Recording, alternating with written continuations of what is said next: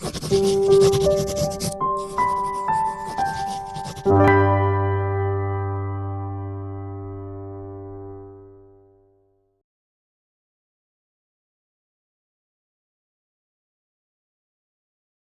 번째 발표로서 지혜 교육으로서의 한마음 교육 연구를 발표를 할 텐데요. 발표를 맡아주신 김영래 교수님은 독일 마인츠대에서 철학 박사를 하셨고요. 전공은 교육 철학이십니다. 그리고 현재 고려대 교육문제연구소의 교수님으로 계시고요. 작년에는 플라톤의 교육학과 큰 스님 법문을 연결해서 이제 지혜가 뭔가 그 지혜의 본질에 대한 얘기들을 하셨는데, 또 이번에는 아리스토텔레스하고 연결해서 이제 이 지혜가 뭘까를 다시 또 탐구하고 지혜를 찾아가는 방법론을 또 더듬어 보고 이런 내용으로 연구를 진행해 주셨습니다. 그러면은 김영래 교수님 발표 듣도록 하겠습니다.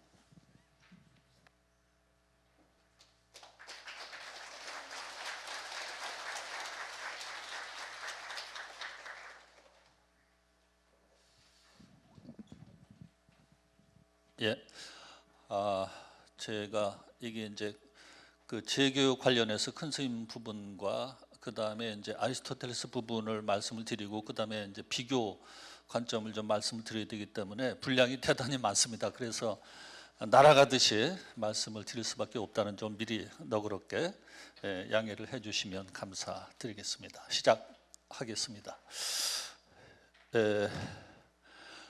잘 아시다시피 큰 스님 가르침은 가장 근본적인 지혜 자체라고 이제 할 수가 있고요. 그런데 이제 서양 고대 철학이 본래 필로소피아, 지혜에 대한 사랑, 지혜의 추구를 이제 의미를 했었고, 그런 의미에 맞는 이제 철학 활동이 이루어졌는데 그것이 중간에 이게 바뀌어서 그것이 이제 좀 본래 모습이 사라졌다라는 이제 그런 연구 동향이 있어서 그런 부분을 이제 주시를 하면서 이번 이제 연구 주제를 잡게 됐습니다. 특히 이제 서양 고대 철학에서는 지혜의 원천이 직관적 지성이다, 직관지라고 이제 말씀드릴 수도 있는데, 그러다 이것이 서양 후기에 오면서 이런 것이 이제 점차 약화되고 논증적 지성, 이성이라고 서구에서는 얘기하지만 이제 우리 불교에서 이제 분별심이라고 할 수 있는 이런 것, 그리고 이제 기술적인 사고 이런 것이 강조가 되면서 직관지가 약화가 되는 모습을 보이고 있었습니다. 그러다가 이제 최근에 이른바 4차 산업혁명 시대를 맞으면서 이런 직관지에 대한 관심이 높아지고 있습니다. 그래서 이것이 지혜와 창의성의 원천이다, 이거에 대한 연구 붐이 이제 일어나고 있는 것을 제가 이제 주목하고 이런 주제를 잡게 되었습니다. 그래서 다시 말씀드리면 기존에서 많은 분들이 이제 철학에 대해서 가지고 있는 이제 인식이 아마 그러리라 생각을 하는데, 결국 어떤 그 추상적인 사변적인 관념 체계를 구성하려고 노력하는 것이 철학이 아니냐, 이제 이런 인식이 있었다고 봅니다. 근데 이런 새로운 동향에 의하면은 결국 이제 지혜의 추구, 철학은 지혜의 추구고 그거에 따른 어떤 영적 수행까지도 포함하는 것으로 이렇게 이제 자리매김이 되고 있습니다. 그래서 이런 관점에서 볼 때 이제 큰 스님의 그 가르침을 이제 교육관으로 이렇게 이제 해석을 할 때, 이제 저는 한마음 교육이란 네이밍이 좋다고 생각을 하는데, 요단 발표에서 이제 대행교육 이런 이제 명칭이 나와서 아마 이것도 종합 토론 시간에 좀 논의가 되지 않을까 생각을 합니다만은, 그래서 이렇게 한번 해석을 해보는 것이 시적절하다 이렇게 생각을 합니다. 목적은 앞에서 말씀드렸다시피 큰 스님과 아리스토텔레스의 지혜 개념을 탐구하고 이에 따른 지혜 교육의 가능성을 탐색하는 것입니다. 이 주제가 원체 방대하기 때문에 하다 보니까 아무래도 지혜 쪽에 이제 비중을 맞추게 되었다는 점을 미리 말씀드립니다. 그리고 아리스토텔레스는 아까 이제 플라톤도 우리 사회자께 소개해 주셨지만 이게 지혜교육 전통에서 볼 때는 가장 중요한 대표적인 분이고, 그리고 사실 큰 스님께서도 아리스토텔레스를 언급하셔서 그 부분을 이제 집어넣으려고 했었는데, 그 부분이 이제 좀 이 리허설 과정에서 우리 청감 스님하고 이제 특히 의학팀 이런 분들이 이번에는 좀 뺐으면 좋겠다 이런 의견들이 있으셔서 뺐다는 말씀드리고 나중에 아마 토론 시간에 좀 언급을 할 수 있을 것 같습니다. 지혜 교육에 대한 일반적인 예비적인 고찰 부분은 자료집에다 제가 좀 적어놨는데 시간 관계상 넘어가야 될 것 같으니까 자료를 참고해 주시기 부탁드리겠습니다. 그 다음에 이제 큰 스님의 지혜관 이건 뭐 너무 방대해서 사실 말로 표현을 할 수 없는 부분인데 억지로 이렇게 이제 했다는 점을 양해를 해주시고요. 그래서 큰 스님은 기본적으로 인간이 한 마음에 근거한 한 마음의 존재다. 그래서 본래 완전한 지혜가 주어져 있다. 그냥 쓰기만 하면 된다. 이런 말씀하셨고, 그리고 한 마음 앞에서도 이제 말씀 발표해 주셨지만 우주 삼라만상의 뿌리고 무한 에너지이고 지혜와 자비의 근본이다. 아주 축약해서 이렇게 말씀드릴 수가 있고 그래서 이제 한 마음을 뿌리로 해서 나 모든 존재자들이 연결돼서 통신하고 함께 움직인다. 그래서 이 모든 한 마음의 작용이 지혜 아님이 없다. 이렇게 이제 말씀드릴 수가 있겠습니다. 그리고 이제 큰 스님께서 마음 있는 곳에 지혜가 있고 지혜 있는 곳에 마음이 있다. 이런 이제 법어가 계셨습니다. 그렇지만 이제 무수급 동안 누적된 습에 의해서 우리 마음이 덮여 있기 때문에 이런 지혜를 자유롭게 드러내지도 못하고 자유롭게 쓰지도 못한다. 그리고 특히 이제 많은 생을 통해서 먹고 먹히고 쫓기고 이런 말씀 자주 하셨습니다. 그리고 특히 현대 사회에서는 정신을 먹고 먹힌다 이런 말씀 하셨고요. 법어는 참고를 해주시기 바랍니다. 그래서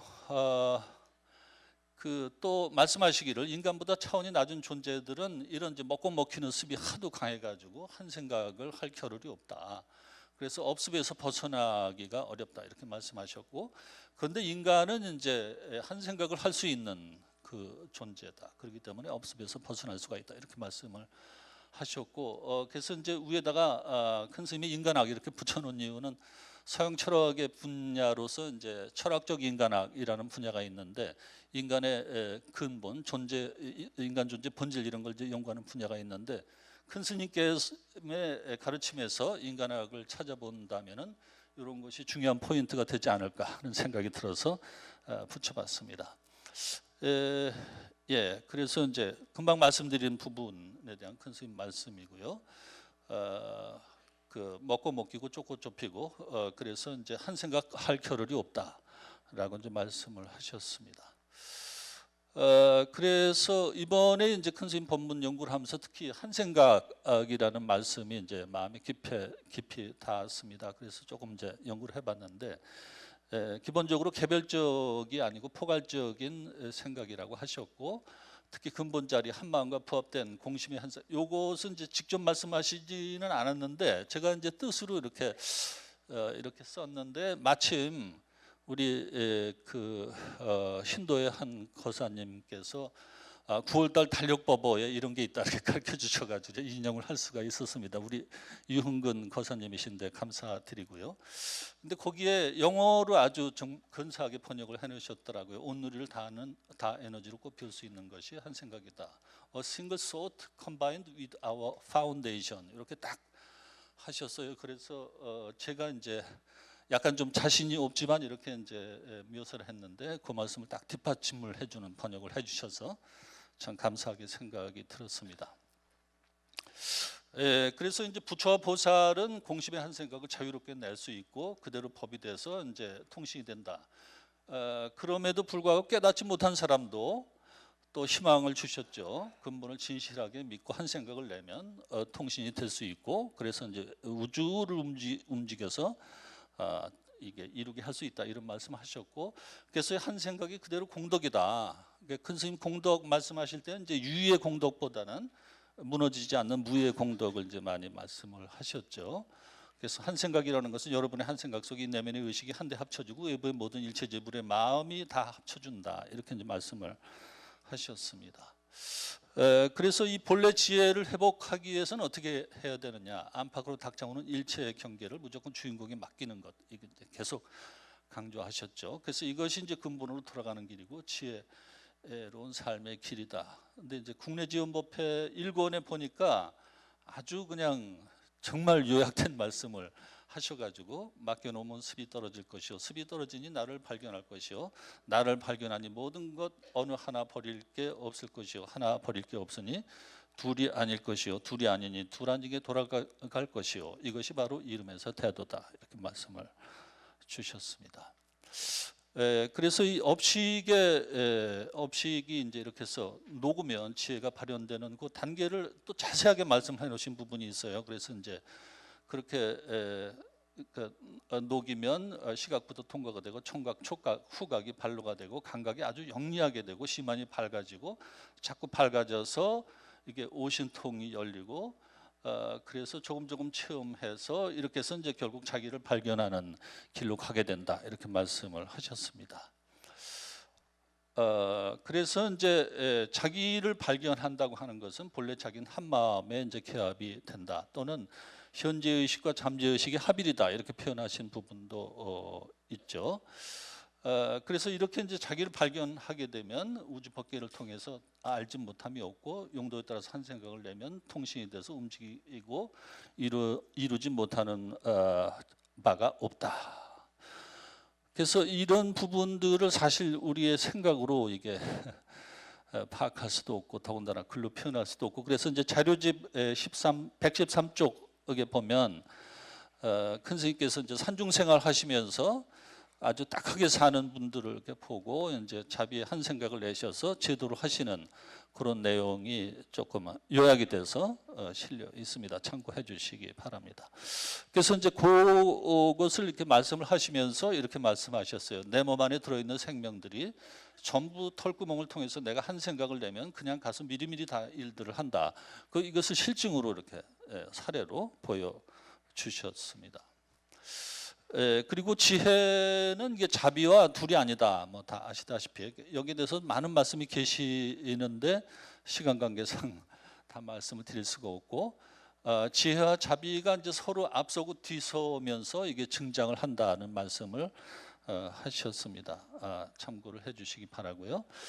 그 다음에 이 지혜 교육 부분 아까 말씀드렸다시피 이제 많이 제가 아직 연구를 못했고 앞으로 이제 과제로 남겨져 있는데. 요컨대는 주인공 관법을 어떻게 하면 사람들에게 잘 가르칠 것인가에 대한 이제 연구가 필요하다고 보고 그리고 지혜교육이라는 그 명칭도 아까 모두에서 말씀드렸지만 이게 서구의 교육관과 해통을 시키면서 좀 이렇게 보편적으로 펼 수 있게 하기 위해서 이제 그 시적절한 그런 이제 네이밍 그런 명칭이라고 생각이 들어서 이제 지혜교육이라고 붙여봤습니다. 그래서 과제는 이제 첫 번째는 실천 방법론의 개발이 이제 계속해서 이게 노력이 기울여져야 된다. 우리 이제 스터디 팀에서도 이걸 좀 하고 계시는데, 그래서 특히 우리 선원 공동체 안에서 여러 이제 관법 교육, 또 인성 교육 이런 것이 이루어지고 있기 때문에 그런 것부터 아주 정밀하게 좀 더 방법적으로 이걸 이제 보편화시킬 수 있는 그런 연구가 필요하다고 이제 생각이 들고 특히 부산지원 유치원 불사라든지 과학원의 공생과정, 인성교육 연구개발, 현장 실천 이런 거 이제 하고 계시는데 이런 걸 좀 앞으로 잘 연구를 해야 되겠다는 생각이 들었습니다. 그 다음에 아리스토텔레스로 넘어가겠습니다. 아리스토텔레스는 플라톤의 제자고 고대 여러 학문 분과를 이렇게 전부 다 지식을 모아서 학문 체계를 구성한 아주 최고의 천재라고 할 수가 있죠. 그래서 이제 이분의 지혜를 말씀드리기 전에 이 고대 아테네 시대 일반적으로 지혜라고 하는 것은 필로소피아 지혜에 대한 사랑, 지혜의 추구였다는 거 다시 말씀드리고 아리스토텔레스는 죄송합니다. 어떤 원리들과 원인들에 대한 학문적인 인식 이렇게 이제 형이상학에서 표현하고 있는데 여기서 학문적 하면 현대 학문을 이제 연상을 하시면 안 되고요. 그러니까 타당성 있고 근거 있는 정도의 이제 의미로 사용을 한 것입니다. 그래서 대상을 원리적으로 참답게 아는 능력 정도의 의미로 이해를 할 수가 있습니다. 주로 이제 참으로 아는 것에 포인트가 있다는 점을 말씀을 드릴 수가 있고. 그 다음에 이제 니코마코스 윤리학에서 인간의 5가지의 아레테 탁월성이 있다고 이제 얘기를 하고 있는데 그 중에서 직관지와 그다음에 순수한 지혜, 실존적 지혜, 요 세 가지가 좁은 의미의 지혜에 해당이 된다, 이렇게 말씀을 드릴 수가 있습니다. 예, 아리스토텔레스의 이제 모습이고요. 그래서 아리스토텔레스 지혜관의 핵심은 결국 이제 소피아입니다. 그래서 이제 소피아 성당도 있고 이 명칭이 많이 사용이 되고 있는 걸 아실 텐데, 그래서 죄송합니다. 소피아는 기본적으로 이제 누스, 이거를 지성으로 번역한 게 큰 오류라고 할 수 있는데, 본래는 이게 직관지입니다. 누스가 아무 목적이 없는 순수한 관조입니다. 순수하게 바라보는 거죠. 그걸 이제 테오리아라고 이제 하는데, 그래서 이 누스의 관조만 가지고는 사람들에게 전할 수가 없습니다. 그냥 이렇게 지혜로 이렇게 보는 거니까. 그걸 전하기 위해서는 분별지, 그 에피스테메죠. 앞에 분별지의 도움이 필요하다, 이렇게 얘기합니다. 그래서 이제 분별지가 언어적 논리적 형식을 부여하면 이제 다른 사람한테 전달할 수 있는 소피아가 되는 것이다, 이렇게 이제 얘기를 하고 있고요. 그 다음에 이게 누스가 직관지가 제대로 활동을 하기 위해서는 스콜레가 필요하다. 직역하면 한가인데 외적으로 노동, 전쟁 등의 고달픔과 고통에서 벗어나는 것을 의미하고, 내적으로 마음이 욕구, 욕망의 소용돌이에서 벗어나 있는 것을 말합니다. 마음이 그야말로 아주 편안하고 한가한 상태인 거죠. 그래서 이것을 다시 정리하면, 마음이 목적 지향적, 실용적 사고 활동에서 벗어나서 특정 욕구나 욕망에서 간섭받지 않는 그런 상태가 돼야 대상을 있는 그대로 간주할 수 있다라는 의미로 이해할 수 있겠습니다. 그런데 인간은 육체를 가지고 세상에서 살아가는 존재입니다. 그래서 이제 순수한 지혜만 가지고는 안 되고 실천적인 지혜, 프로네시스가 필요하다. 그래서 인간적 행복을 고려하는 실용적 지혜라고 이제 할 수가 있습니다. 그래서 이 소피아는 순수한 지혜이기 때문에 종종 우리의 신체 감각, 욕구, 욕망과 이제 충돌을 일으킬 수 있습니다. 그렇게 되면 이제 고통과 방황이 오기 때문에, 그래서 이제 프로네시스가 이제 그런 것을 조절하는 그런 지혜인 거죠. 그래서 프로네시스 활동 덕분에 우리 마음은 시끄러움과 분점에서 벗어나서 다시 스콜레 상태로 돌아온다. 그래서 이제 제대로 관조를 할 수 있게 된다라는 것입니다. 그리고 아리스토텔레스는 고대 행복주의자로 알려져 있는데, 행복 이퀄 쾌락이 아닙니다. 아리스토텔레스에 있어서. 그래서 그 의미를 조금 말씀을 드리도록 하겠습니다. 우선 행복은 완전한 탁월성에 따르는 영혼의 어떤 활동, 이렇게 언뜻 보기 이렇게 탁 이해가 되지 않는 이제 정의를 하고 있는데, 이걸 좀 말씀드리면, 탁월성이 지적 탁월성과 성격적 탁월성이 있는데, 지적 탁월성은 앞에서 말씀드린 5가지입니다. 그 다음에 성격적 탁월성은 오나, 관대, 용기, 절제 등 품 있는 성격적인 특성들, 이른바 이제 미덕이죠. 그리고 이런 미덕을 이루기 위해서 우리는 중용의 원리, 중용의 덕이 필요하다, 이렇게 이제 얘기를 하고 있습니다. 그리고 삶을 위한 건강과 재산 같은 외형적 물리적 요소도 중요하다, 이렇게 얘기를 하고 있습니다. 플라톤 같은 사람은 이런 건 거의 고려하지 않는데,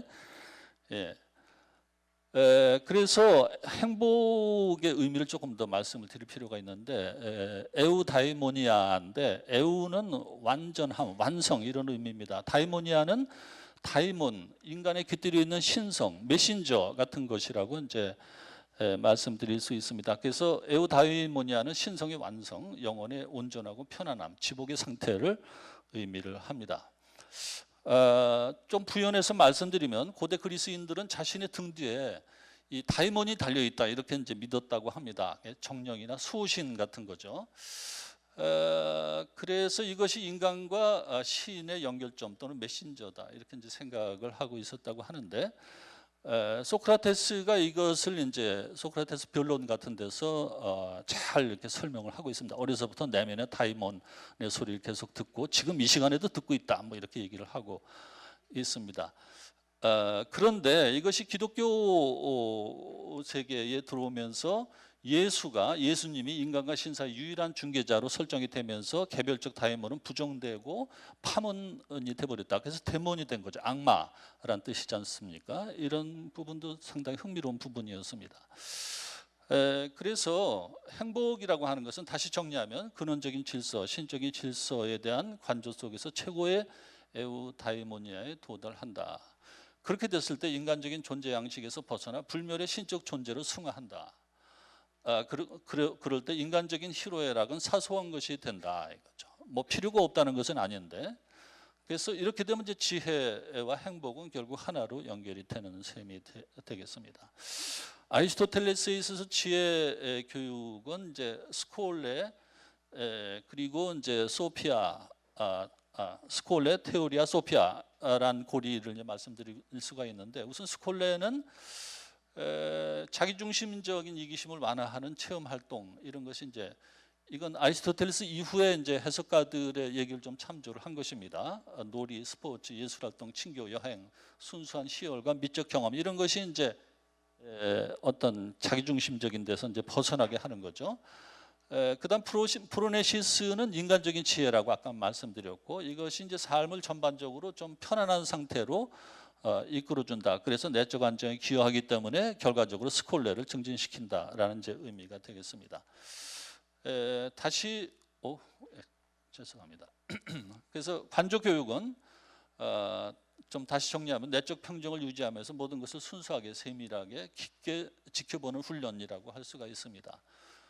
그를 통해서 사물들을 원리적으로 참답게 알도록 한다. 이렇게 되면 이제 지혜로운 사람이 되는 겁니다. 아리스토텔레스 의미에서. 그러면 그것을 아이들한테 어떻게 가르칠 것인가를 찾아봤는데 이제 많지는 않았습니다. 이게 이제 다른 책에 지금 급해서 생각이 안 나고 죄송합니다.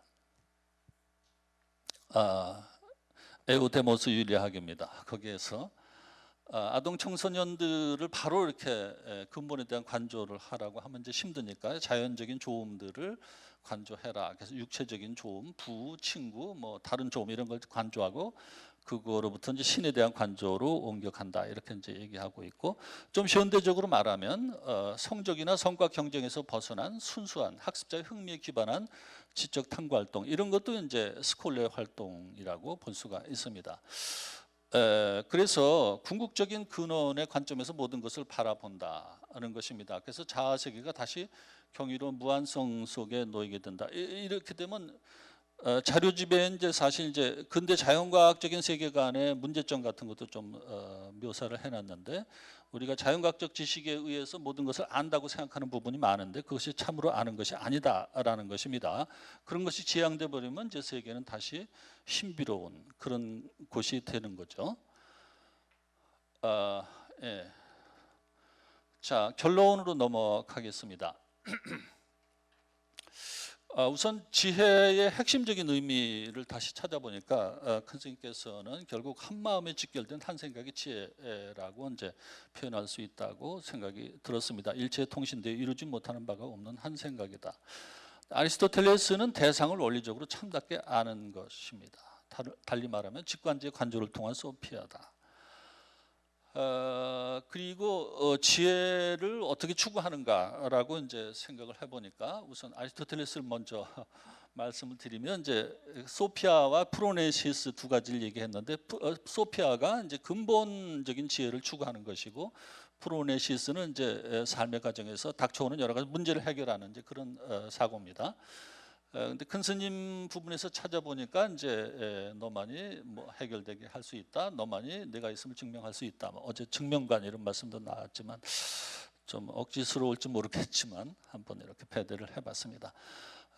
그래서 이제 요걸 보면 삶의 문제들이 어느 정도 해결되거나 그런 문제들로 마음이 동요되지 않을 때 근본에 대한 관에 집중할 수 있다. 이렇게 이제 해석을 할 수가 있을 것 같습니다. 그 다음에 관조의 대상은 뭐 큰 스님은 한 마음을 관한다. 아리스토텔레스는 근원적인 신성을 관조를 한다. 그래서 이 두 가지를 연결시키려면 결국 신성과 한 마음을 어떻게 회통시킬 것인지가 중요한 과제가 되는 것 같습니다.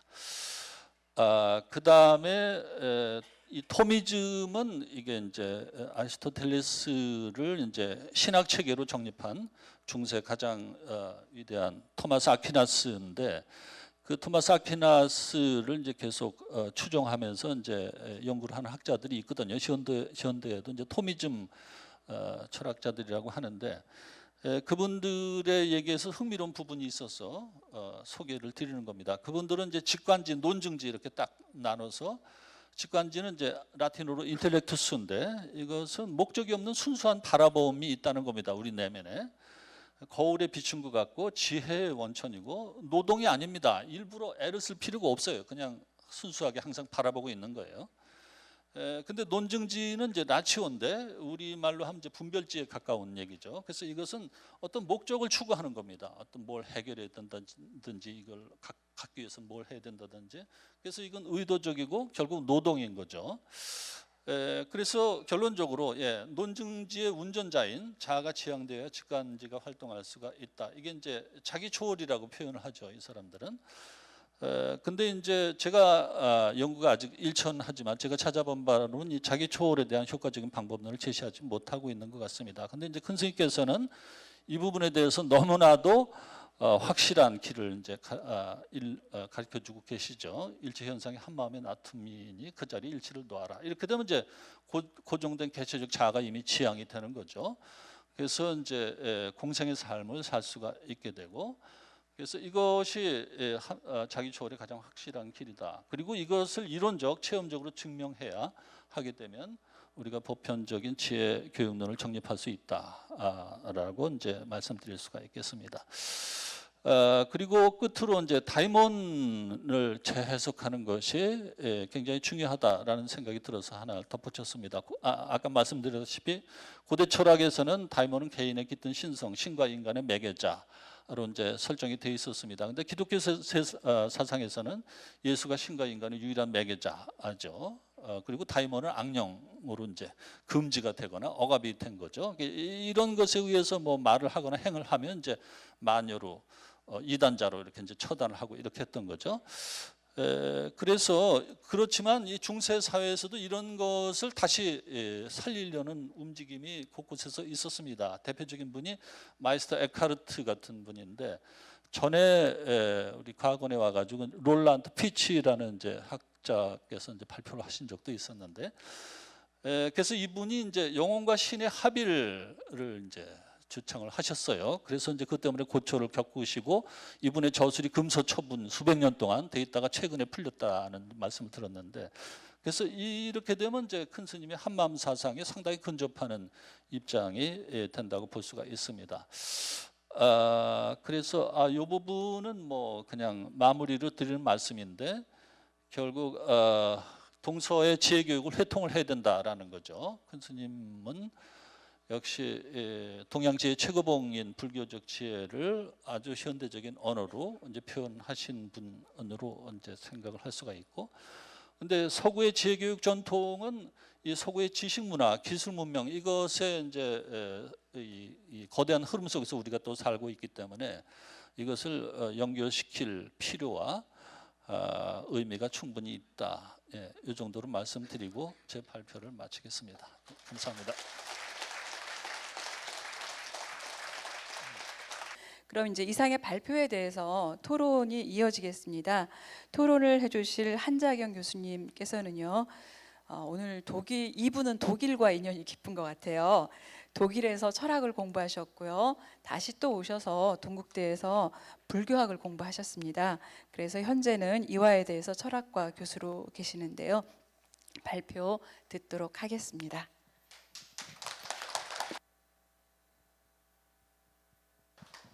네, 준비된 그 토론문을 읽도록 하겠습니다. 김명래 교수는 대행선사에서의 한마음을 관하는 주인공 관법과 아리스토텔레스의 근원적 신성을 관조하는 직관지를 지혜 교육의 관점에서 회통시키고 있습니다. 자아, 즉 에고 중심의 계산적 사고에만 익숙한 오늘날 지혜 교육의 확립이 절실히 요구되는 바, 이를 위해서 동과 서, 고와 금을 오가면서 그 핵심을 밝히고자 하는 의미 있는 작업이라고 생각됩니다. 김 교수에 따르면 대행 스님에서의 지혜는 곧 일체를 한마음 주인공에 맡기고 업식을 녹여 한마음과 합일이 되는 체험, 또 일체가 둘이 아님의 체득입니다.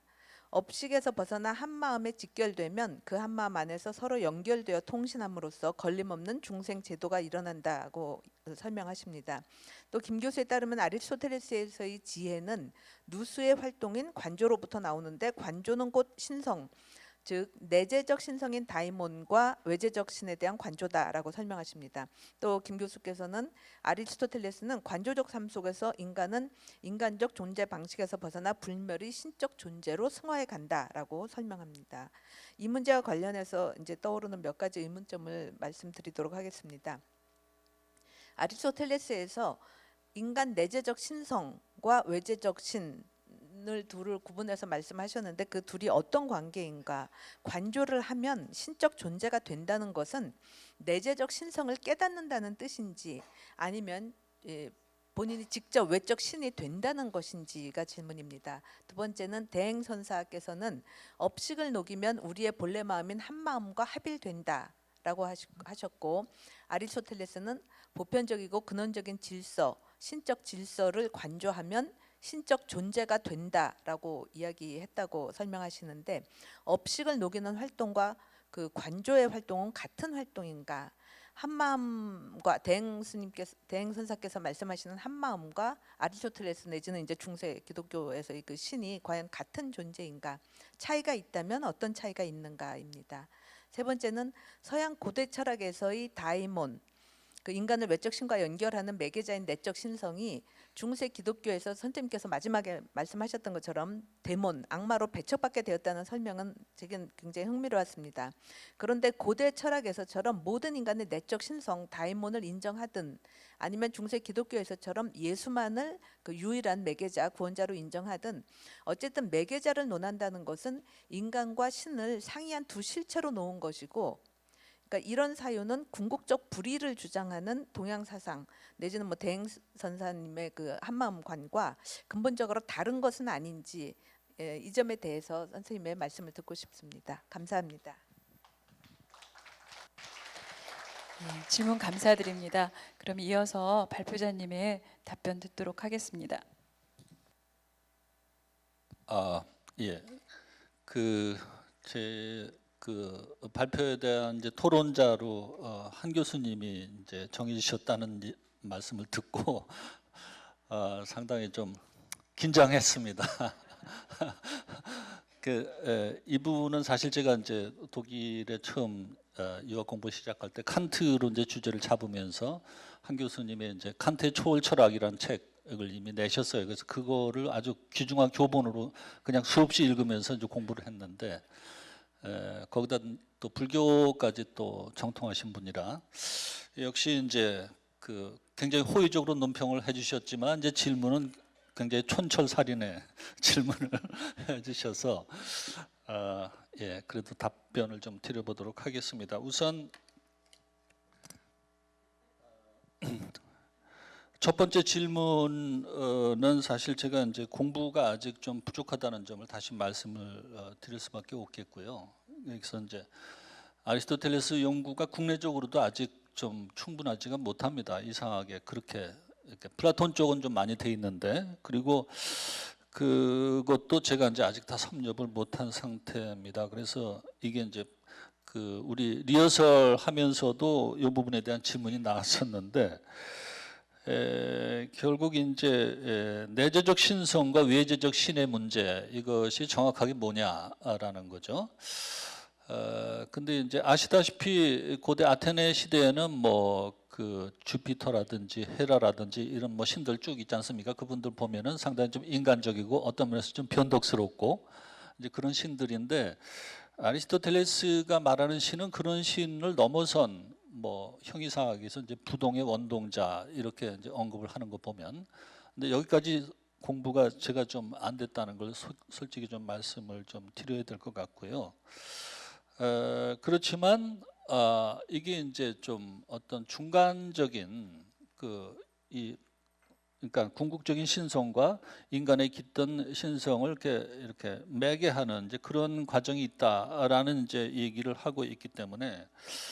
그래서 1번은 이제 그 정도로 말씀을 드리고 더 이상은 제가 좀 더 공부를 해서 말씀을 드린다고 이제 말씀을 드려놓고요. 두 번째로 넘어가서 결국 이게 한 교수님의 관심은 거의 이게 하나로 이게 꿰뚫어져 있는 것 같은데 그래서 이제 업식을 녹이는 활동과 관조의 활동은 같은 것인가 다른 것인가, 한 마음과 신은 같은 존재인가, 뭐 이렇게 이제 말씀을 하셨거든요. 그래서 이제 이게 업식을 녹이는 것과 관조 활동은 뭐 정확하게 같다라고 말할 수는 없을 것 같고요. 그래서 이제 우리 그 연구자들이 앞서도 어제도 계속 이제 하신 말씀이 이제 그 믿고 놓고 지켜보고 녹이고 체험하고 이제 이런 과정에 대해서 이제 계속 말씀을 하시기 때문에 아리스토텔레스 관조 활동에서는 이제 그런 부분에 대해서는 제가 지금까지 확인한 바로는 나와 있지 않습니다. 그래서 이제 근원을 이렇게 순수하게 지켜본다라는 쪽으로 강조가 되고 있기 때문에 좀 차이가 있지만, 그래도 달리 생각해 보면 그렇게 근원을 계속 이렇게 지켜보다 보면은 여러 가지 우리가 보통 말하는 이제 업식이라든지 그런 것이 좀 이렇게 소멸이 돼가지 않을까, 이제 그런 생각은 듭니다. 근데 아리스토텔레스가 그런 부분을 구체적으로 정확하게 표현한 부분은 제가 아직 보지 못했다는 말씀을 드리겠고, 그 다음에 한 마음과 신은 같은 존재인가, 가장 어려운 질문. 물론 아니죠. 근데 이제 그것이 이게 철학적인 논변으로 어떻게 다른지를 말하기는 참 쉽지가 않은 것 같은데, 제가 이 질문을 보면서 큰 스님께서 이제 한 마음 또는 주인공을 갖다가 경우에 따라서는 자신이다 이렇게 표현을 하신 말씀이 기억이 났습니다. 자기 신이다 이거죠. 그렇지만 그것이 뭐 다른 종교에서 말하는 신과 같은 의미로 말씀하신 것 같지는 않은데, 어쨌든 이제 자기의 근본이 이제 모든 것을 다 한다, 이제 그런 의미로 말씀을 하신 것 같은데, 그래서 일단은 신하면 이게 이제 외재적인 신으로 우리가 이제 이해가 되기 때문에 그것은 이제 다르다고 말씀을 드려야 될 것 같고요. 그리고 이제 세 번째 질문도 역시 하나로 계속 이제 끼어져서 이렇게 말씀을 하시는 건데, 그래서 이제 그 다이몬이 기독교 세계에 와서 배척이 되었고 예수만이 이제 매개자 또는 구원자로 이제 설정이 됐다. 그렇게 되면 인간과 신을 상이한 두 실체로 놓는 것이 아닌가라는 것이죠. 그건 이제 분명히 그렇다고 말씀드릴 수밖에 없고, 그렇지만 제가 이제 PPT에서 마이스터 에카르트를 잠깐 이제 언급을 했는데, 그 부분이 자료집에는 이제 없습니다. 제가 이제 자료 이게 글을 써서 제출을 하고 이제 한 20일 이상 지난 사이에 계속 저도 이제 고민하고 PPT 만들고 또 이제 우리 회원님들 앞에서 리허설하고 이렇게 하다 보니까 조금씩 자꾸 정리가 되고 아이디어가 좀 이렇게 개발이 되고, 그런 과정에서 이제 그런 부분이 뒤늦게 들어가서 죄송하다는 말씀드리고, 제가 이제 기독교를 잘 모르는데 그런 이제 정통 기독교에서는 이게 신과 인간의 엄격한 위계가 있다고 생각이 들고, 그렇지만 이제 그것이 하나로 합쳐지는 체험을 하는 분들이 계셨고, 그런 것을 이제 글로 행으로 표현하는 분들이 있었다 정도로만 말씀을 드리고 싶습니다. 예. 답변도 또 하나의 연구 같은 느낌이 드는데, 예, 그 많은 연구 질문을 담은 이제 질문을 해주신 것 같아요. 연구 과제를 담은. 예, 어떻게 답변이 만족스러우신지. 예. 그러면은 좀 잠깐 2부 진행하고 관련해서 말씀드리면, 제가 이제 지금 이제 청중들에게 질문을 받아야 되는데 1부가 조금 늦어지면서 2부 시간이 좀 압박이 있는데, 또 이제 세 번째 그 한마음선언 해외 포교 현황 부분에 대해서는 저희가 가급적 좀 충분하게 질문을 받으려고 해요. 근데 그러다 보니까 첫째 발표, 둘째 발표는 청중 질문을 한 명으로 해가지고 조금 시간을 줄이고, 아쉬운 분들은 전체 토론 시간에 질문을 해주시기 바랍니다. 끝나자마자 막 올라갑니다. 네, 예.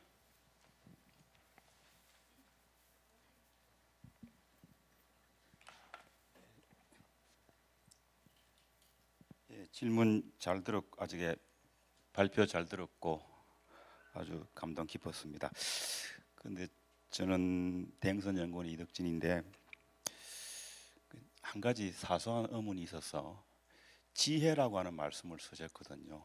지혜라는 말씀을 쓰셨는데, 지혜라고 하는 말은 이제 반야라고 하는 말의 이제 한자어라고 볼 수 있죠. 그럴 경우에 이제 원론적으로 들어가서 부처님께서 기본적으로 그 사실을 있는 그대로 파악하는 것이 지혜라고 한다면, 그렇지 않는 것이 이제 번뇌망상이겠죠. 그래서 우리가 보통 이야기할 때 실상 봤냐, 간접 봤냐, 문자 봤냐 그러지 않습니까? 그걸 이제 실상을 봤을 때 그 사실을 있는 그대로 파악할 때 그걸 연기라고 봤단 말이에요. 연기. 그래서 반야나 지혜나 연기는 동의어로 쓰이지 않습니까? 자, 따라서 연기는 자타불이를 이야기하고 자타불이는 동체대비를 이야기하니까 자비가 되죠. 따라서 연기와 자비는 불교라는 건축물의 두 기둥이라고 볼 수 있습니다. 저는 그렇게 생각하는데, 자, 따라서 기본적으로 지혜라, 부처님의 말씀이 지혜라고 하는 경우는 연기와 동의어라고 볼 수 있습니다. 그렇다고 본다면, 연기적 관점에서 본다면 지금 교수님께서 말씀하시는 대행스님의 지혜가 연기적 관점에서 과연 어떤, 서로 같은가 다른가, 사소한 질문입니다. 고맙습니다.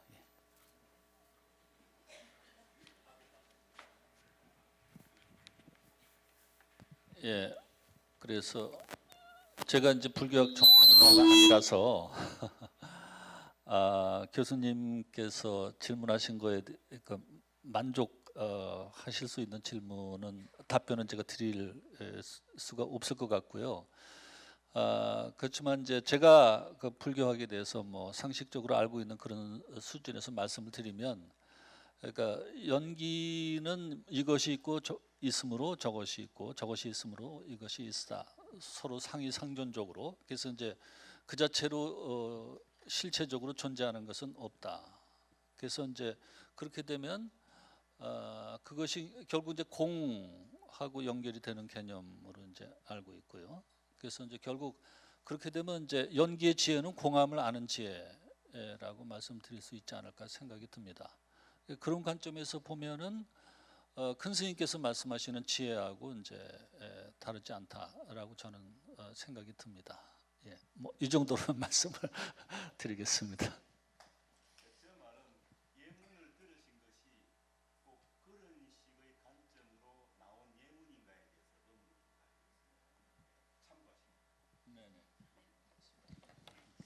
예, 그러면 이상으로 첫 번째 발표를 마치겠습니다.